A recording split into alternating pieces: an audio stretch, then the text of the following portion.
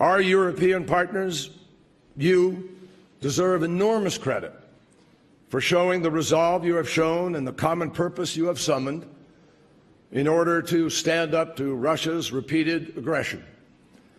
And I am confident that Europe and the United States are going to continue to stand united, both in sustaining sanctions for as long as they are necessary and in providing needed assistance to Ukraine until the sovereignty and integrity of Ukraine is protected through the full implementation of the Minsk Agreement.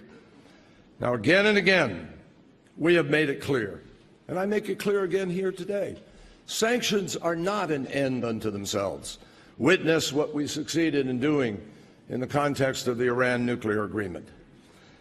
But we shouldn't forget why they were imposed in the first place: to stand up for Ukraine's fundamental rights, rights of international norms that have been accepted ever since World War II, that were part of what that great battle was about.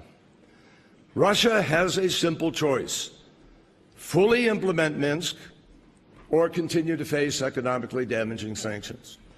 And the path to sanctions relief is clear: withdraw weapons and troops from the Donbass, ensure that all Ukrainian hostages are returned, allow full humanitarian access to occupied territories, which, by the way, is required by international law and by several United Nations resolutions, support free, fair, and internationally monitored elections in the Donbass under Ukrainian law, and restore Ukraine's control of its side of the international border, which belongs to it.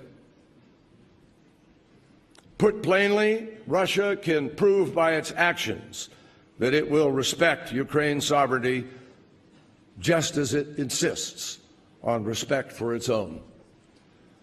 By the same token, after 2 difficult years, Ukrainians still have work to do as well. And President Poroshenko, who is here, knows that and accepts that. Neither the people of Ukraine nor their partners in the international community believe that enough has happened in Ukraine either. Ukraine has responsibilities with respect to Minsk, and it's critical that Kiev upholds its end of the bargain. But Ukraine's democratic potential is clearly far brighter today than it was when we met here several years ago. Far brighter even than it was before the brave protests in the Maidan.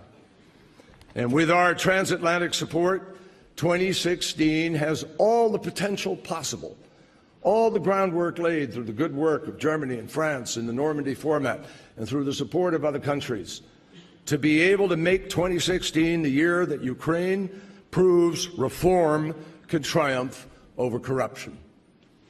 And we call on all of the country's elected leaders to demonstrate the unity, the integrity, and the courage that their people are demanding. This is an event called Slush, and it happens in Helsinki every November. I am certain, Mr. Prime Minister, that our Slush and your startup India have a lot to compare notes with.